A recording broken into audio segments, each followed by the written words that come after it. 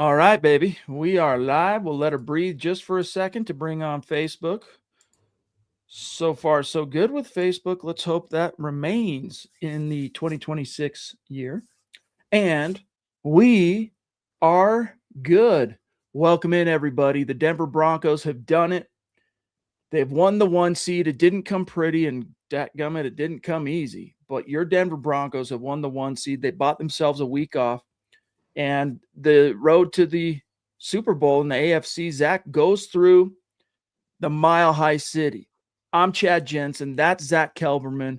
We're sharing our gut reaction to the Broncos' 14th win of the season. Zach tying the franchise record.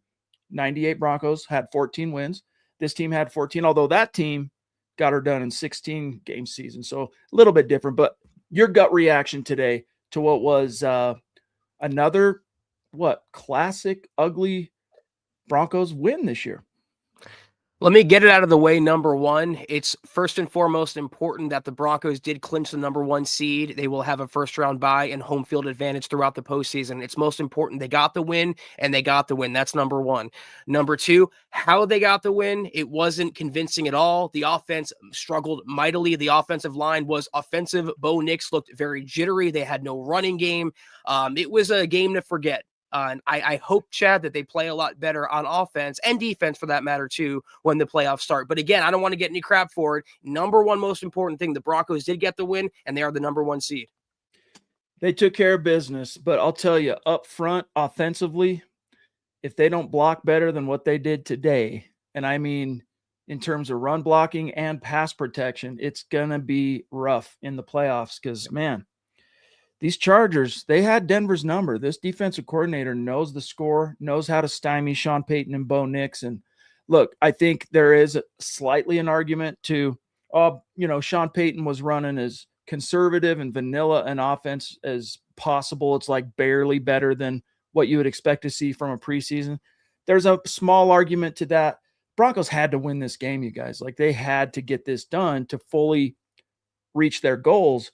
And so I don't think they were holding back too much. I do think from a game plan perspective, though, Zach, part of today's mission was play it safe. Our defense is going to dominate for the most part. So as an offense, we're not going to take too many chances because we don't think we're going to need to.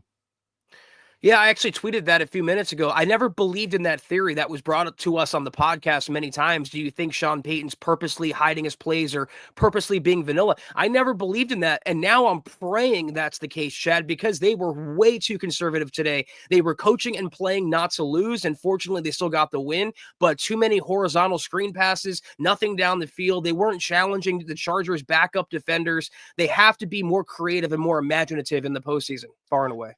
Let's see what's on the mind of the community at MHH, starting with David Youngkin. Great to see you, buddy. Thank you. He says, I'm going to get a lot of Bronco fans calling me a hater, but one and done in the playoffs if we're playing like this. Not a hater. Well, the one thing that should give you some confidence is the fact that this is still a very good defense. And, there's some times like that drive at the end of the second quarter and that tail end, but that last drive they had, Zach, that was the Broncos' second and third team defense. They took everybody off the field for the most part. I mean, Jahdae Barron and Uwazurike were like the most, and Jonah Ellis and Dondre Tillman, the most experienced guys out there.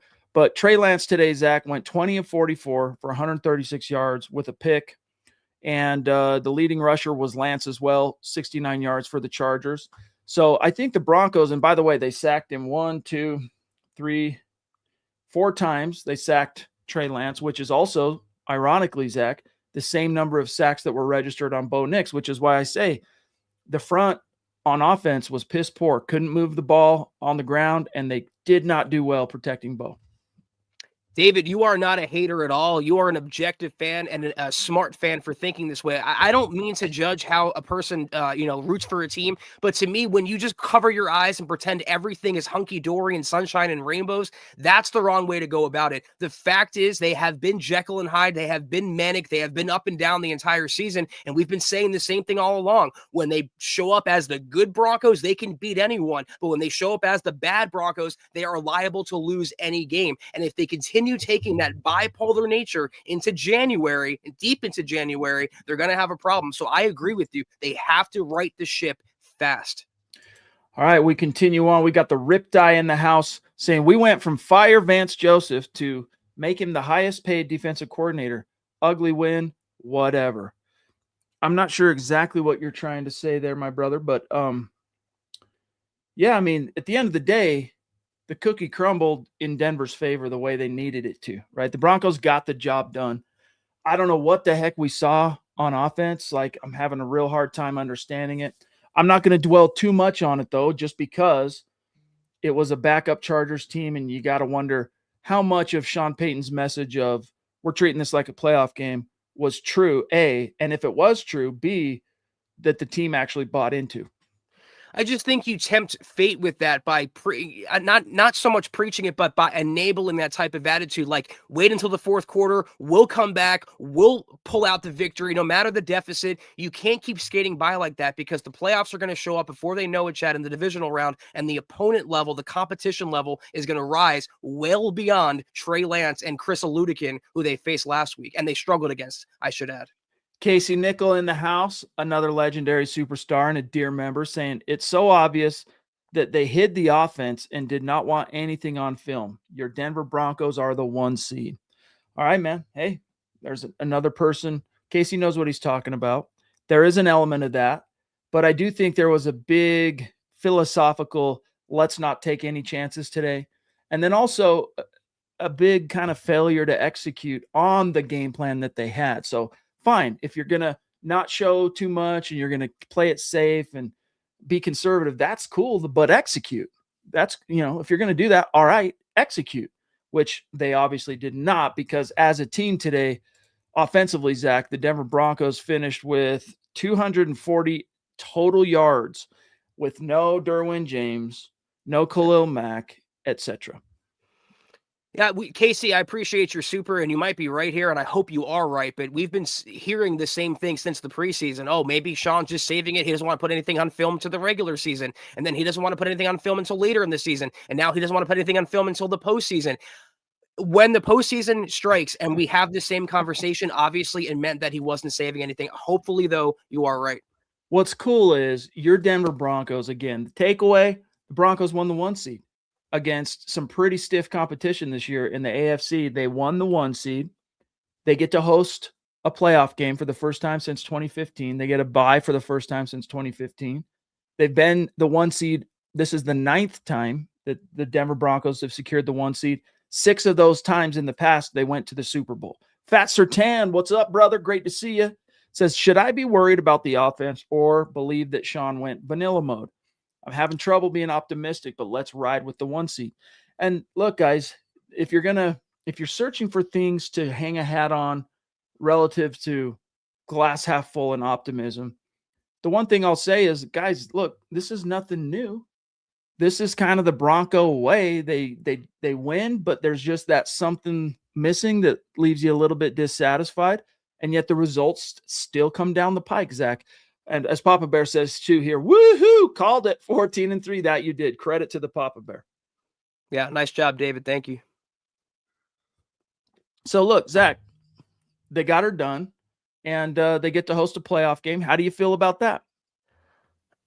Well, going back to Fat Sertan's comment before it was pulled off the screen, I feel like the truth was somewhere in the middle there. I don't think you should be, I mean, if you should be a little worried, and it's also, he was being purposely vanilla, because why you should be worried, the same issues we saw in the preseason, the lack of the running game, the inconsistent play calling, the overly reliant on screen passes, Bo Nix getting jittery in the pocket, the offensive line, these issues have been here since the preseason. Although I think today, like Chad was talking about, they just wanted to get the W without doing too much work. Chris Parr down in Australia, he's saying, listen, Peyton needs to fix the offense over the bye week. I'm going to hope that there's an aspect of this that, people are right.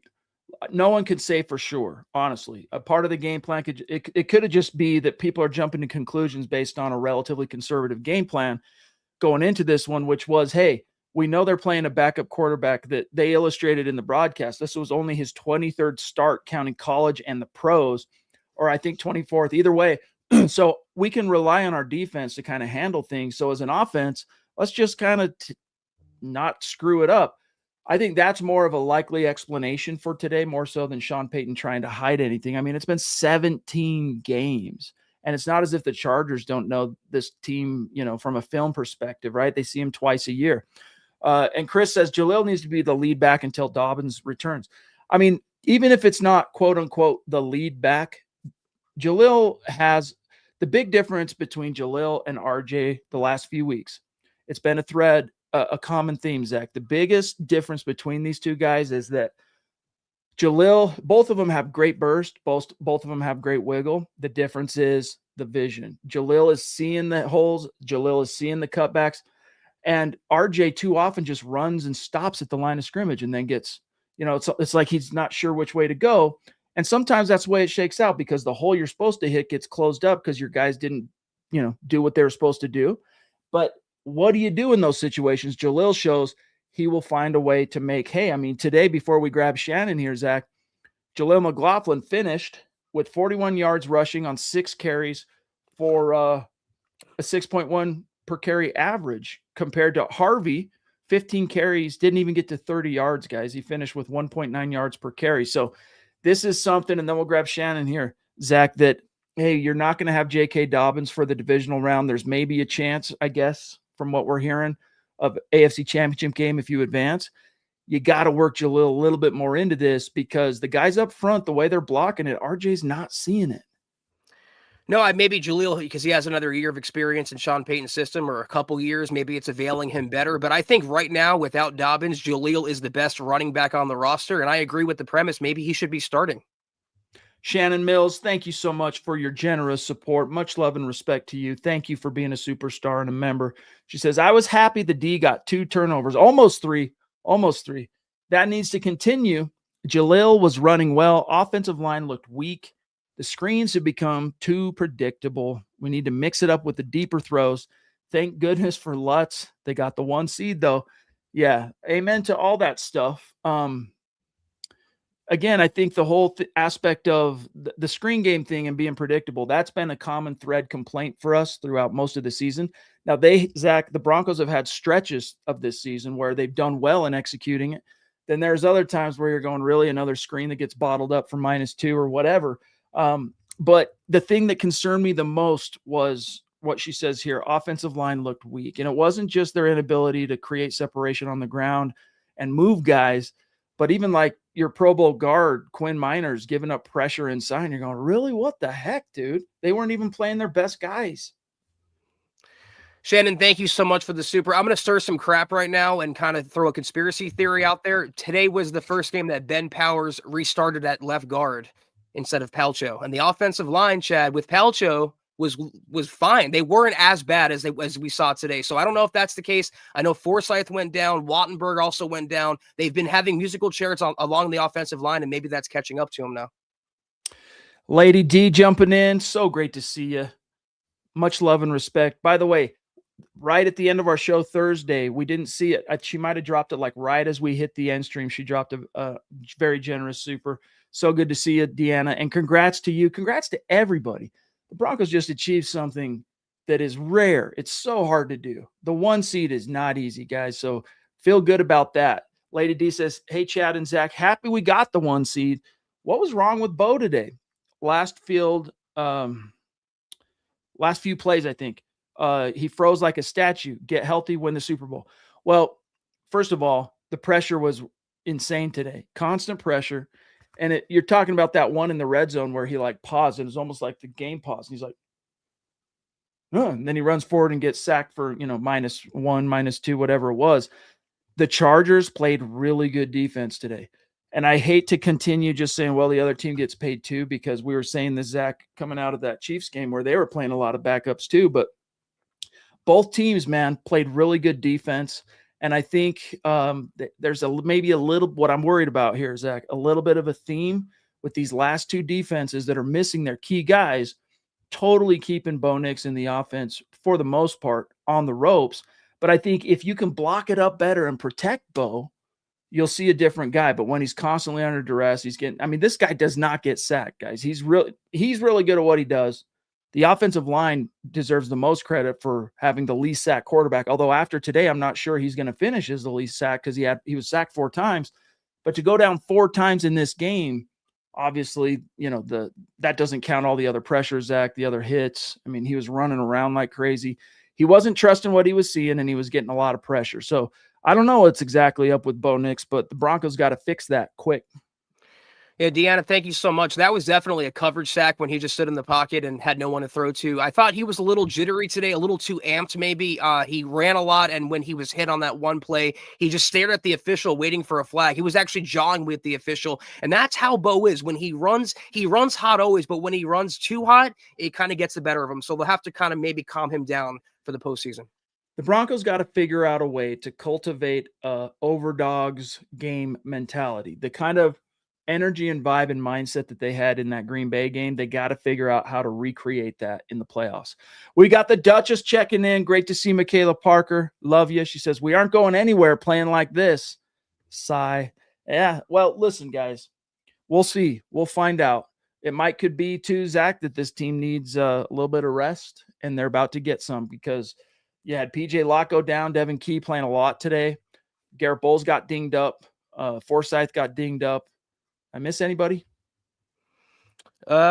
I don't know. It was like a war of attrition out there. And Michaela, thank you for the super. I think the truth, there's going to be a lot of overreactions. I don't think the Broncos are going to be one and done, but I'm not pretending that this game was perfect either. There's a lot that they can work on. And those warts that we talked about, especially on KK last week, they're still showing their ugly faces. So there's a lot to correct, but fortunately, like Chad said, they have a bye week now. They have the number 1 seed. They're going to stay at home, and they are 2 wins away from reaching Super Bowl 60. It's still well within their grasp. Thank you, though, for the super. Everybody else going to the tournament has to play next week and expose themselves to elimination, except the Broncos. So they earned that.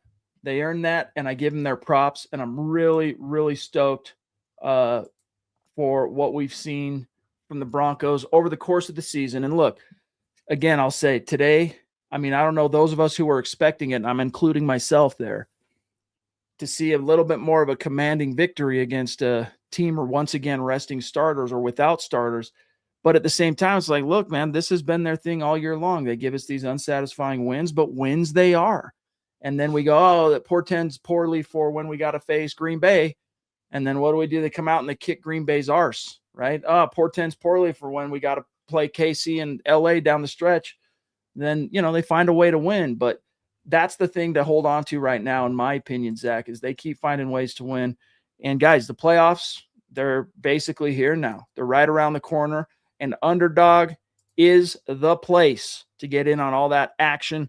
You want to get in off the bench, get into the game, then head over to Underdog and download the app. By the way, it's not just football. Most of us here on this stream and within the sound of my voice are football fanatics, but it's also basketball, hockey, any sport in between. Underdog, guys, it is the best place to get in on all the action all season long. That's right. Playing an Underdog is easy. Just pick whether your favorite players will go higher or lower on stats like rushing yards, receptions, touchdowns, and more. Get your picks correct, and you can win up to 5,000 times your cash. Guys, it is so much fun. This whole football season, playing on Underdog, winning money while watching football, it's amazing. Download the Underdog app today, and when you do, sign up with our code MHuddle to score $75 in bonus entries when you make your first $5. That's promo code MHuddle. Millions of fans have already won billions making picks on Underdog. Will you be next? 18 plus, 19 plus in Alabama and Nebraska, 19 plus in Colorado for some games, 21 plus in Arizona, Massachusetts, and Virginia, and present in a state where Underdog Fantasy operates. Terms apply. See assets.underdogfantasy.com/web/play and get terms _DFS_.html for details. Offer not valid in Maryland, Michigan, New Jersey, Ohio, and Pennsylvania. Concerned with your play? Call 1-800-GAMBLER or visit ncpgambling.org. In New York, call the 24/7 Hope line at 1-877-8-HOPE-NY or text HOPE-NY 467-369. All right, back to the chat we go. Oh, my goodness. You, we have the Chris Hernandez wow, jumping in with his symbolic super chat. The number of wins times the number of points scored in the game. 14 wins times 19 points equals the very generous super chat from one of our dear friends and key community members going way back to the very beginning. Love you, Chris, man. Thank you so much, buddy. Hats off. You get the ball dome for this one. Says if they were treating this like a playoff game, if they were, then I am concerned. So if this was a vanilla game plan, that's not treating it like a playoff game. That's an excellent point, actually. Can't have it both ways. Again, concerned. Cheers to the 1 seed. Hashtag click those little thumbs up. I haven't heard it presented in that way quite before, Zach. I think that's an excellent point. If this was a playoff game, why would Sean Payton be calling vanilla? Chris, thank you so much, man. As always, you blow me away with your generosity. I don't know. I don't think that, and I'm taking a wild leap of assumption here. I don't think that Sean Payton thought they would struggle as much even with a vanilla game plan, but I think the playoff quote was they had to win. It had the makings of a playoff game because the Broncos had to get that W to secure the number 1 seed. So that's where he meant. But I don't think even in his wildest dreams, Bo Nix's or mine, that they would come out and struggle mightily for 3.5 or even the entire game. Thank you so much again, though. It was simply, Chris, a don't lose the game mantra. That's the game plan. And you saw it trickle down through the offense. I mean, everything was conservative. They pushed the ball downfield really, Zach, once, and it was that big play that went for 43, I think it was, to Evan Ingram. So it was more of a let's play this not to lose, which does kind of cut against the idea that you're approaching this like a playoff game. So that's a very, very fair assessment. But, brother, thank you so much, Chris, for your support all season long, man, all 17 weeks like this. Love you, bro. Omar checking in from Nigeria, Broncos country, not a geographic location. It's a state of being. Great to see one of our dear members saying, go Broncos. Happy that we won. It's great to have the 1 seed. We need it. An ugly win. I just don't understand the offense. Where are the big plays, the playmaking? Can't keep depending on the defense. Bad running, barely winning against backups makes me scared. It's all fair, Zach. Very much so, Omar. Thank you so much for that. And I get the trepidation over this victory. I'm trying to walk a fine line of not being too much of the wet blanket because the Broncos did win another game. They are the number 1 seed, but just how they're going about it. And I said it after the Chiefs game last week. It's one thing to squeak by, but when you're squeaking by backups in a game that you should blow the opponent out in, it makes me a little concerned. Hopefully, though, because the Broncos have this weird tendency to play down or up to their level of competition, that we'll be seeing the Jekyll in the playoffs and not the Hyde version of the Broncos. This game just made me once again, Omar, feel like I don't want to see the Chargers again. Like, no matter how Chargers might be the last team I want to see again in the playoffs, or see in the playoffs, period. Jim Harbaugh mentored, they have Sean Payton's number, I think. Yeah, that's true. The Nigerian prince. We don't have a prince of the podcast, Scott's saying. Let's make it Omar from Nigeria, dude. I love it. Omar, thank you, pal. It's so good to see you. Appreciate you so much. We also have Ted, who was at the game, texting your boy with some sick perspectives. Let me see if I can find it real quick. He texted me this, Zach, and I'm like, hey, man. It's going to green screen it. Sorry, you can't see it the right way, but that's a historic moment. You were there for history. Savor it, big dog. Thank you for jumping in also on Super Chat tonight, Ted. Says, at the game, it was so loud you couldn't even hear Blakeman. Very conservative play calling. Hopefully, saving up for the playoffs. We can't hear New England and Jax from our 1 seed. Yeah, dude, I love it. And that's another thing is it's hard to play in Denver nowadays. For a long time, we kind of lost that home field advantage and the advantage, Zach, that the Mile High Thin Air gave this team because the team itself was just so bad, but it has returned. I mean, they've only lost 1 game this year at home. It was the Jacksonville game. So it's a big deal having the home field advantage throughout, and then we'll grab Colin. Yeah, I mean, you mentioned teams that you don't want to see in the postseason, and they've been talking so much crap on social media, Jaguars fans, acting like they won the Super Bowl by beating the Broncos. I'll say one thing, and I know I'm speaking for the Broncos. They have to go out there and play the game, but I wouldn't mind facing Jacksonville again in Denver for a revenge game of sorts. I think the Broncos will get the better of them in this one. I wouldn't either. Cullen says it was a snooze fest, but I get the conservative plays. They were 100% looking past this game. That's a good way of putting it, which once again, though, runs counter to the we're treating it like a playoff game.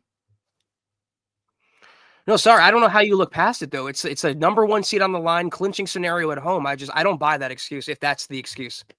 And Cullen's here saying, pounding the table, stop running Harvey up the middle. Shifty Jalil showed so much fire today. Yeah, he showed fire, guys. I mean, I could go back and look at it right now, but he's been over 6 yards per carry in each of the last 3 games, maybe longer. So, like, he needs to get more bites at the apple. Now, I understand that you expose him to the numbers game and give him, say, 10 carries. You're probably going to see that average go down a little bit just because it's the NFL and the law of averages. But when a guy is seeing it that well, it's incumbent upon you as coaches to give him the freaking rock. David Wilder in the house with a very generous super chat. Thank you, David. Says, this wasn't a pretty win, but we earned the 1 seed, which is no easy task. I do believe we did play it a little safe today. MHH for life, Broncos for life. 14 wins. Dude, isn't that rad? 14 wins plus 19 points. Thank you, dude. That's a symbolic, awesome gesture. And he said, I hope the players who got injured today heal up fast. Jalil was the better running back today. Use him more. And I don't want this to come off, Zach, like we're crapping on RJ Harvey, but how many games since JK went down? Great red zone weapon, great pass catcher out of the backfield.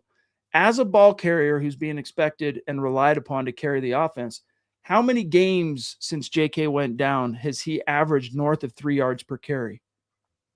Maybe 2? Yeah. I think 1. Maybe. So, Sean Payton, I know you're trying to will RJ's the guy into existence, but when Jalil's staring you in the face, right? Open your eyes, my dog. Exactly. Yeah. You're right, Chad. We can compliment one guy without crapping on another guy. And that's why I believe about Jalil. I've been saying all along he should be out of Sean Payton's doghouse. He should be taking over Bidet's role, and he did. And now I think he could take over RJ Harvey's role. It doesn't mean I'm down on RJ. I just want the best running back in the backfield. In the last couple of weeks, Chad, on a person-out basis, that's looking like McLaughlin. George jumping in on Facebook saying we could end up playing the Chargers again in 2 weeks. I'm hoping we don't play Buffalo. So for me, Zach, those are the 2 teams I don't want to see, or I should say the 2 teams I want to see the least in order: Chargers, Bills. So yeah. And, Chargers are probably the most likely to end up coming to Denver if they win, but they just seem to have Denver's number, man. Yeah, George, I'll throw one more in there, and you guys might disagree. Chad, you might disagree. I don't know that I want to play the Texans again. And I know they struggled today against Riley Leonard and the Colts, but that defense, D'Amico Ryan, CJ Stroud is looking good on offense. They have some receiving weapons. I don't know that I want to see them back in the postseason again. The one thing about the Texans that still gives me confidence, I hear you, dude. I am fearful of that defense, especially with how poorly the Broncos are running the ball. Yeah. But I just don't fear that offense at all. So that's the one thing where it's like, chink in the armor. Ren 99, what's going on, big dog? Great to see a legend in the house saying, well, we are the 1 seed, but we need to get healthy and play a lot better than this in the playoffs if we're going to do anything. # go Broncos, MHH for life. Yes, brother. And that's absolutely true. And I think the Broncos will admit that, or at least they should admit that themselves. Maddington 85, that's a newer name. So welcome, bro. Thank you for the super chat saying thank you, Raiders, for beating the Patriots week 1, which is true. That's what delivered the 1 seed. And it's ironic last year was that Cincinnati didn't get the wild card. The Broncos did because they lost to the Patriots at home, I think it was. So the NFL is crazy every season. Matt Jennings jumping in on Facebook saying that whole game felt like a scrimmage. Yeah, it was weird, man. It was just a weird vibe that I will absolutely, whoever thought that would be the highlight of the Raiders season, no kidding. But they won today, Zach. They beat the Chiefs to close the season, so there is that. But Matt, thank you, big dog. Really good to have you. We got Mike Smith Masters in the house. Welcome, Mike. Welcome. That's another newer name, at least as it's showing up here on our end by the handle, not the name. So thank you, Mike. Welcome. I don't think, he says, Sean Payton showed his full hand. We knew we could win without showing our best plays. The best will come in the playoffs. Perhaps, but once again, if this was we're treating it like a playoff game, I don't think what we saw today and what he said on Monday, I don't think both those things can necessarily be true. I think the easiest explanation is like what Scott was saying in our chat just a few minutes ago. The game plan was simple, guys. Don't lose it. Yeah, Mike, welcome. Thank you so much for the super. Hope you stick around for more, and let us know if you have any other comments or concerns. I don't think it's a pessimistic thing to say they have to improve, but I don't think anyone should chalk up to them being one and done or predict they're going to be, one and done in the playoffs. There's a lot they can clean up, but the overwhelming feeling is that they are the number 1 seed, Chad, and they stay at home now. And that's the major advantage that I think a lot of people are missing. Well said. And let's not forget they're the 1 seed for a reason. They've won a lot of big games this year. In fact, when it comes to the big games, they've lost exactly one of them. And that was the Jacksonville game. And when I say big games, I mean going against high-quality opponents bound for the playoffs. Broncos, they earned that 1 seed. Lady D jumping in again. She says, David says hi. Tell him hi right back. And wanted to tell you it's minus 50 below today. Holy smokes. Getting tickets to go to Alabama and Georgia in a few weeks. Cool. Also going back to visit the kids in North Carolina. That'll be awesome for you guys. Looking forward to that for you. That'll be awesome, seeing the family again and getting out of that minus 50. Jeez, David. Jeez, Lady D. I don't know how you guys survived that. Yeah, stay cold, stay warm, guys. That's brutal. I have goosebumps just thinking about that. Appreciate the super, though, Deanna. Love you so much. Thank you. Think about that. If you live in a place with weather like that in the winter, you're literally taking your life into your own hands just going to get, loaf of bread at the store. Right. If your car let alone like if you're going between towns and your car breaks down and you don't have like mega supplies in your car to keep you warm or whatever, like, yeah, whole different way of life in your neck of the woods, Hendries. David Youngkin jumping in again saying Sean Payton needs to simplify the offense. Look around the league. Other teams score at will. Well, the Broncos have scored some points, guys. I mean, they're not the worst offense in the NFL. Far from it. They're a top 15 offense. We'll see how the numbers that's counting today, Scott. Maybe not. So 13th scoring offense. So they're not a terrible offense. They just pick some really weird moments for whatever reason to not play their best. I just don't get, David. It's so frustrating that Bo Nix can put up 4 touchdowns against the Packers and elite defense and look like an MVP, but then he'll struggle against mostly backup Chargers squad. So yeah, it's definitely frustrating, definitely manic. Again, man, whatever that mindset was going into the, the Green Bay game, the overdog mindset, Sean Payton, figure out how to reclaim that because you're going to need it in the playoffs. Zebo checking in, yet another superstar from Australia. And Zebo's been with us a long time. Great to see you, big dog. He says, maybe I see things through orange-colored glasses, but at the end of the day, seed number 1 was achieved. Ugly, pretty, whatever. And maybe that's also what Riptide was saying. Whatever the case may be, we got the 1 seed. Goal number 2, on top of goal number 1 being winning the AFC West, achieved. In my opinion, he says victory was never in doubt. MHH for life, go Broncos. I mean, the broadcast, I agree, it was never in doubt. The broadcast did its level best to try and create some tension here and there. Oh, if they get a field goal here, man, this could be. But no, we knew throughout. Like I never at any point in this game, Zach, had that unsettled feeling of, ooh, like even at halftime, as irritated as you and I were at what we were seeing, we both knew they were going to win this game. So Zebo, love you, bro. Yeah, how about Tony Romo repeating multiple times that they're playing against backups? Jim Nantz said that Bo Nix is an underrated athlete, and Tony Romo had to say, well, they're playing against backups. What a clown, man. And unfortunately, we're going to have to get him in the playoffs on CBS. Oh, man. Yeah, he can trigger people, that's for sure.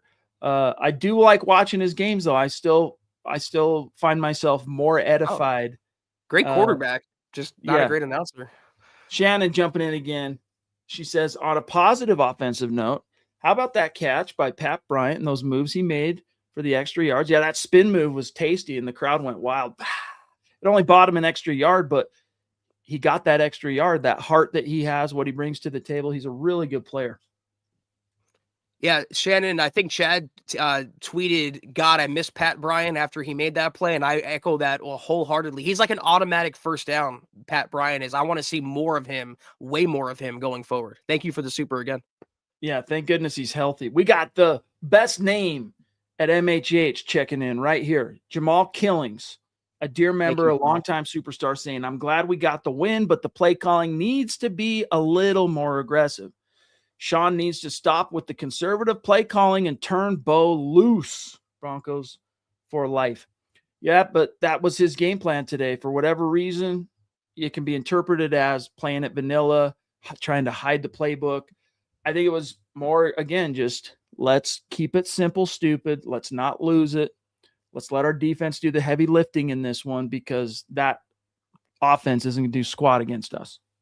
What I hate, though, Jamal, and thank you for the super, is that we're going to have to wait 2 weeks until the Broncos play in the divisional round to see if this is just a theory or if he actually was purposely holding back. But hopefully I'm wrong and he unleashes Bo, like you said, in the divisional round. No doubt. I mean, you hate to see a game where Cortland Sutton finishes with 1 catch for 5 yards on 2 targets. You know what I mean? In a gotta have it game. I get it. It was never in doubt. That's one thing, I guess, Zach, we got to keep in perspective here. Like, this game was never in doubt. The Broncos controlled it from the beginning. It's just because the offense was so pathetic today, it leaves that dissatisfied feeling and that slight uncomfortable, off-putting, don't know what it is, but you just sat up in your chair because something feels wrong in the air type feeling. And but at the same time, guys, again, I'll echo myself. What else is new? This is how the Broncos have played football this year. Well, you mentioned the Sutton catch, Chad. Not only did that come in the second half, I think deep into the third quarter, but if you remember, he caught it at the line of scrimmage, or it might have been behind the line of scrimmage. It just shows you how horizontal they were fixated today. And that's why I agree with what Jamal said. Some other people are saying here. It's one thing to be reckless and stupid. It's another thing to be aggressive. They have to push the ball down the field more to keep defenses honest. Jordan Mall, what's up, buddy? He says no run game since Sean Payton has been a head coach. It does feel good, though, that we're number 1 in Bo's second year. Isn't that crazy? Isn't that just wild? Guys, appreciate that. Savor that. Your Denver Broncos are the 1 seed in Bo Nix's second year. Imagine what the future has in store for this team.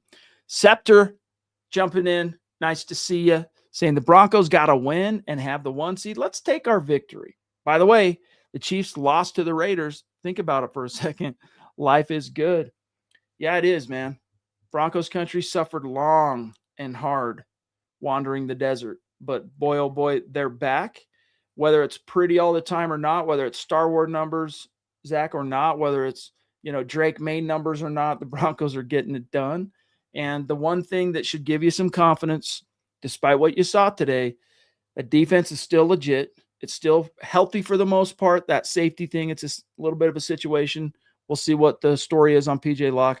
But the defense should give you confidence, in my opinion, Zach. And by this point, if you don't trust Bo Nix and Sean Payton when the chips are down, you're missing the forest for the trees. They'll find a way as long as the game's within reach. And even when it's not, dude, like in week 7 against the Giants, they just find a way. The Raiders clinched the number 1 pick in the draft on the same day the Broncos clinched the number 1 seed in the AFC. So talking about 2 divergent routes for 2 franchises, sucks to suck. Bold prediction, gun to your head, Zach. Do they keep Pete Carroll? No, I think they move on. I do too. Donovan Rios in the hizzy. What a wild regular season on the channel. Playoff time, let's go. Macmillan with another amazing performance. I hope we can get healthier with the bye. Yeah, we got to figure out how injured PJ is. Brandon Jones has to miss 1 more game, even if he were healthy to come back in the divisional round. He's got to miss that per the rules of IR. But he could be back for the AFC Championship game. It's looking like, Zach, that once again, the soonest we're going to see JK is the AFC Championship game. Yeah. But Bowles got dinged up today. Forsyth dinged up. Wattenberg, this was the second start he missed. So he can't return, Zach, since they put him on IR till the Super Bowl, right? Am I getting my math correct on that? I thought the AFC title game, but you might be right about that. If they played in the wild card, yes. but it's not weeks, it's games. True. Yeah, and I want to just add, Donovan, that J-Mac, they should reward him with an extension ASAP. I know he's an RFA in the offseason and they'll control his rights, but he's deserving of a new deal. They've kept everyone else on the defense. He deserves to be the next one to get the bag. And stop talking about using him as trade bait. Like, he's so good at what he does. He just solves a problem for you, set and forget at nickel for the most part. And then he's just got that nose for the ball. He finds a way to touch the ball, man. You need guys like that. Ernie, and look at today. We've been lamenting the lack of takeaways. Soon as they show up, surprise, surprise, ends up being the difference in the game. 10 of the Broncos, 19, was it 19 today? Total points, Zach, came from turnovers, or takeaways. Anyway, we got Ernie jumping in. Great to see you, Ernie Gandolfo. Even if Peyton called a vanilla game plan today, Ernie says, the Broncos executed that plan horribly. Start Palcho and McLaughlin. Well, that you're singing Zach's tune on the Alex Palczewski thing, but on everything. Definitely, I'm with you 100% on McLaughlin. I'm 100% with you there, and that's exactly okay. They're going to play it safe, guys. We're keeping it conservative. We're playing not to lose, and we're going to let our defense go and win this game. Fine. Then at least execute that game plan. I mean, they didn't do it too well. I mean, even Bo Nix today, Zach, he had a relatively inefficient day at the office, 14 of 23, 141 yards, finished with a rating of 78.4, 0 touchdowns. No turnovers, though, today. But he also contributed, Zach, 49 yards of rushing. Yeah, Ernie was part of that game plan last week to allow Chris Aludikin to be a few passes away from tying the game up on the final drive, because he was. And just like today, Trey Lance, I know he didn't have much success as a passer, but you wanted a blowout. You wanted a commanding victory. I don't buy it all too much. Even if it was vanilla, look what the Jaguars did to the Titans today. They were home, and they didn't have even that much to play for like the Broncos did, but they took care of business against an inferior team, and they won by, I think it was like 35 points or something like that. You just wanted to see something more convincing, and I agree with what Ernie's saying there. Or the Bills, 35-8. Exactly. Or the Patriots, 38-10. Exactly. Broncos grind it out. That's what has teams going, or fans going, are we legit a number one seed? Like, we're not winning these things commandingly. Be one thing if you're eking out the victory margins to what they were the last 2 weeks against Mahomes and Herbert. Hey, man, you take those wins. I mean, you take those wins regardless, but you're not the seeds of discontent and fear and worry and doubt aren't creeping in the way they are right now. Robert, I see people complaining about 14-3. Wow. OL not good. OL was super disappointing to me today. And I think, honestly, when we go, all right, the game plan, Zach, was to play it safe and not lose it. Let's keep everything in front of us, horizontal, I should say, etc. Okay, fine. I think it would have worked if the OL would have punched the clock today and gone to work. Like, what the heck was going on there? Ronnie Ray checking in. Hello, Broncos country. Priests, thank you for a great show all season. Thank you for being there, big dog. And the rest of y'all, congratulations on being the best in the AFC, just taking in the moment. That's awesome. And you should, guys. Broncos for life. That's you awesome. really should. Guys, this is hard fought, baby. Zach brought up that phrase, war of attrition. That's what the Broncos just waged through 18 weeks. Came out as the best team in the AFC. It's crazy to think 3 years ago, Ronnie, they were, and I bring this up a lot, but that game against the Rams on Christmas, they got blown out. It precipitated Nate Hackett's firing. The Broncos finished 5-12, and now 3 years later, they're 14-3, the number one seed. We do have to also give them credit, like you're saying there, because it is incredible the transformation Sean Payton has done in Denver. A dear member, a longtime superstar, Lawrence Rivera checking in to say, from zero to hero, the Broncos coming from last to winning out on top. Question is, if we get a Super Bowl, will Bo get the same treatment as Elway and 18 as Elway and Manning? I'm not sure. Treatment. I mean, in both those guys' case, for a period in their career, they were viewed as the guys, great quarterbacks who just couldn't win the big one. Peyton finally got that monkey off his back in 2006 with the Colts. Elway got it in year 14 or 15, year 15, right? Yeah, because he played 16 years. So I'm not sure exactly what you mean. You'll have to fill us in more, Lawrence. But the original Dizzy D jumping in. Not worried. We play to our competition, whether it's good or bad. Not worried for the playoffs. Super Bowl bound, Mile High Soldier. Okay, style. There we go. That's right, dude. Good to have you, bro. Appreciate the and look, I think it serves us right now. People need to, look, concerns, they're fair. There's reasons why, Zach, as we saw today, the misgivings are out there. But have some faith in this team. Start creating the good vibes and the optimism and the belief, because they're going to need that Mile High magic. Every team they face from here on out is legit. So Brian McGahee checking in. Was it me, or did it seem like the Broncos were more focused on the bye rather than the Chargers playing not to lose? Hopefully they'll be ready in 2 weeks. I think it was Colin said it best. One of the best things I've seen tonight, which is the Broncos were looking past the Chargers to the playoffs. I think there's a lot of truth to that. And so, yeah, Brian, Zach, hope they're ready in 2 weeks. That would scare me if they look past this game. I just hope it was an off day for them. They were vanilla on purpose, and they had the mindset to treat it like a preseason, but get the win by all means necessary, or by the necessary means necessary, because that's what they did. They skated by, they coasted, and they did just the barely there requirements to get the W, and they did. By the way, tonight, fixing to be a rock fight on Sunday Night Football. Steelers, Ravens for the division, for playoff staying alive. Larry jumping in. What do they say about the tortoise and the hare? If you know, you know. I hope you're right, dude. I think you are. Basically slow and steady wins the race, right? Like trying to sprint out to the finish line every time. You burn yourself out, get winded, etc. Maddington checking in. A newer name, a lot of newer names, at least based on what the handles are. Again, some of you give us some forgiveness here, because a lot of you we know by your years-long name on YouTube, but of late, YouTube showing us the handle, not the name, so we sometimes have to connect the dots. But Maddington says the Broncos are the least scary one-seeded team I've seen since the 2015 Broncos. I felt the same way going into that playoff. So message being, keep the faith. Well said, dude. Yeah, thanks, Maddington. And it's true. They would win ugly. Peyton was on his last legs. He had just come back. Yeah, he kind of willed the Broncos to victory in the second half of that game in 2015 against the Chargers. But it was like, what's I don't know, man. I don't know if Peyton's going to get the John Elway right off into the sunset treatment to end his career, but they hung tough. And honestly, both those games they won in the playoffs before the Super Bowl were won in almost the same fashion that they won so many of those other close games that year. Each one of those games were close, but they made that one more play than the opponent. Fox family breaks in the house, much like the 2025 team.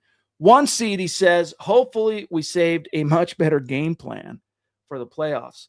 There's so many interesting points that have been made today. And I think another one of them, Zach, you brought it up during our halftime stream as well. And it's been brought up today in the chat. And I think again by you, but that is the Broncos just play. If it's a good opponent, they play up to the opponent. If it's a lesser opponent or an opponent like the Chiefs and the Chargers who are resting or don't have players, they play down to the opponent.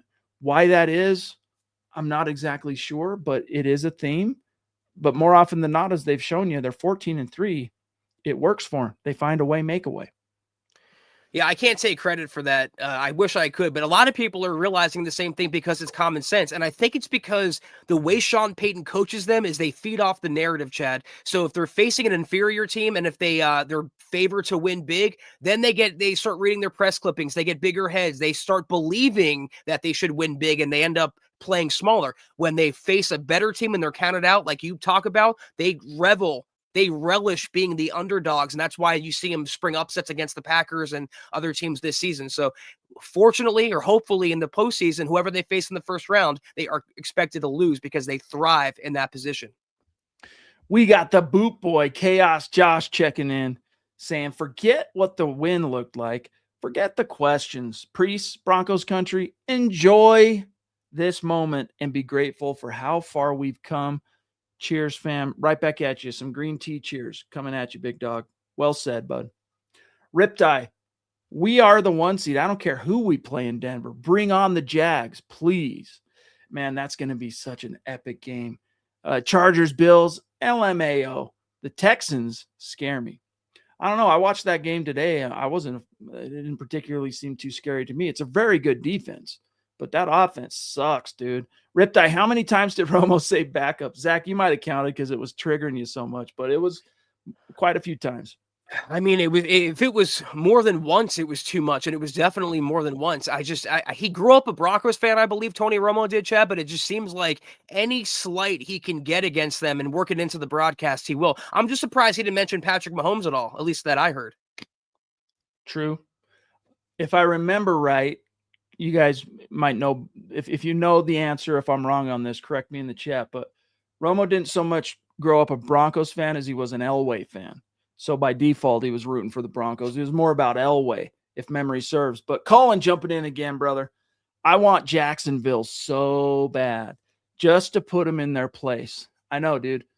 It says, I remember the last time we had the Star Wars numbers. Look what happened. True. Super Bowl 48. And Seattle being the 1 seed again, ironically. True. You could also argue 14, they had some Star Wars numbers because it was not obviously the same level as that record-setting 2013 team, but huge offensive numbers. What happened? They got slobber knockered in the divisional round, shocked by the Indianapolis Colts, sent home one and done. So you bring up a fair point, Colin. Well, people also bring up the 2015 team as a means to say, well, the offense doesn't have to always be pretty. The defense can win it. This defense, while good, while elite, is not on the same level as the 2015 Broncos defense. So in order for them, Colin, this is all my opinion. You can feel free to disagree. If they want to go back to the Super Bowl, they're going to need a balance on offense and defense. Whereas if the defense it falls off for 1 week, the offense can pick them up and vice versa. We rarely get that. It seems like it's either one side of the ball or the other that looks good, and the other side of the ball just takes the week off. There are some very striking similarities and parallels between the 15 defense and 2025. But the one thing that I'm not sure the 2025 squad has that the 15 team did defensively is that leadership and just that want to tied to the leadership. So you had guys like, total leadership mavens like DeMarcus Ware, right? That not only was a leader in his own right, Zach, but the guys around him all fell in line and they wanted this Super Bowl for him as much as, if not more than they did for themselves.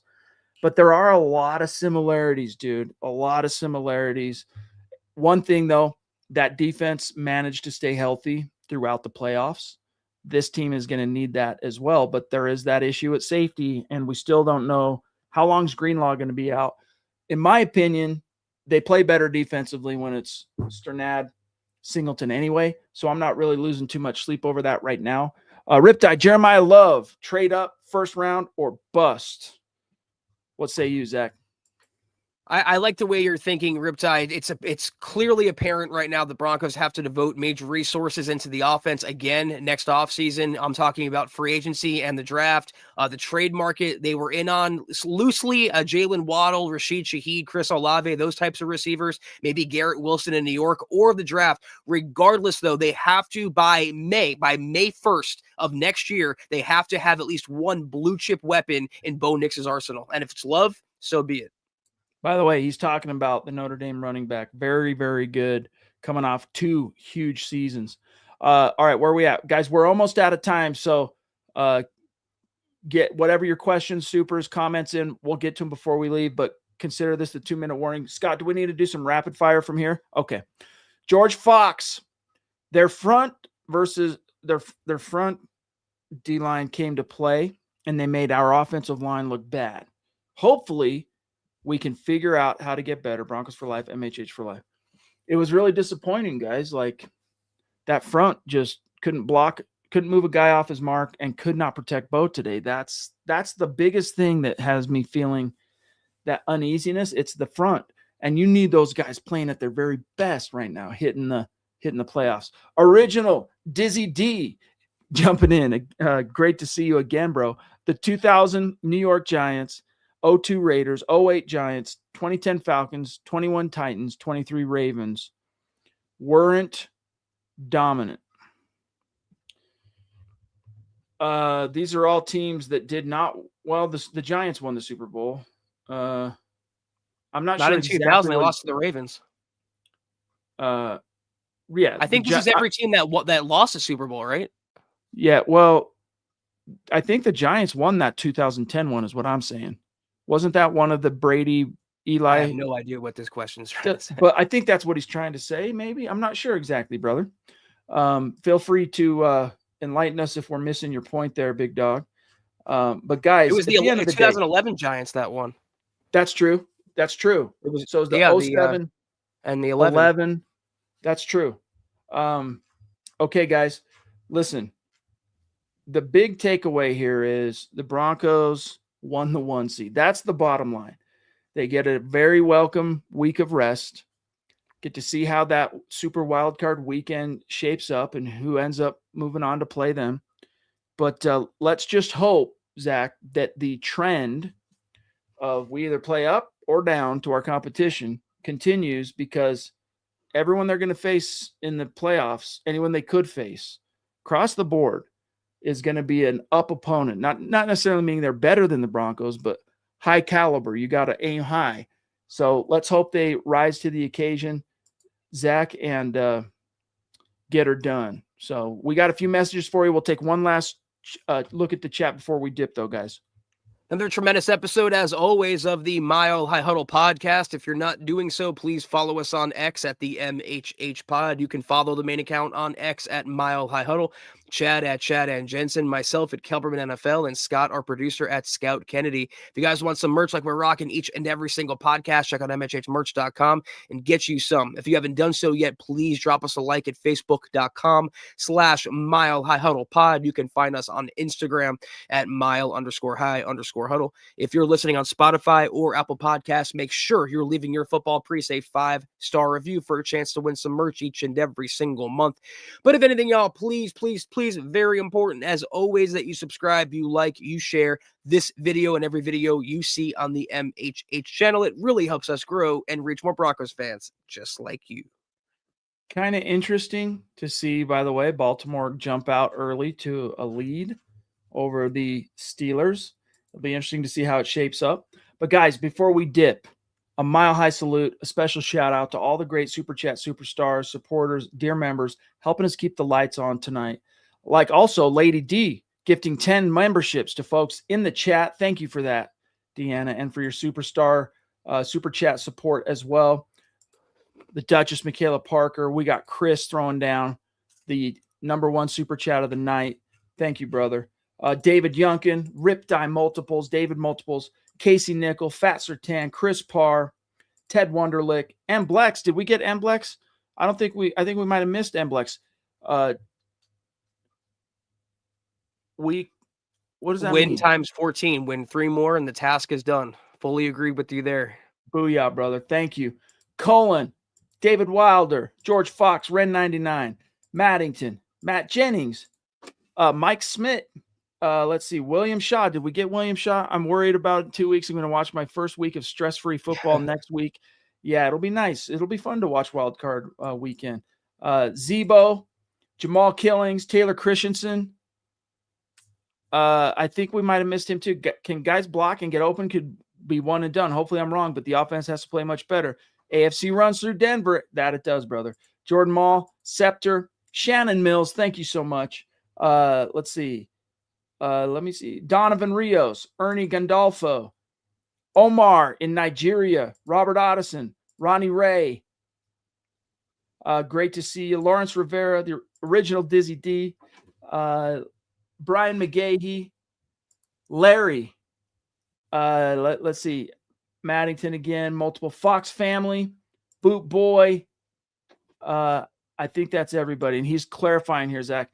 They're the other teams who finish with 1 seeds, etc. Okay, gotcha, brother. Thank you so much for that and for the clarity. And with that said, guys, love you. Keep your chin up and rejoice. Your Denver Broncos are the 1 seed going into the 2026 playoffs.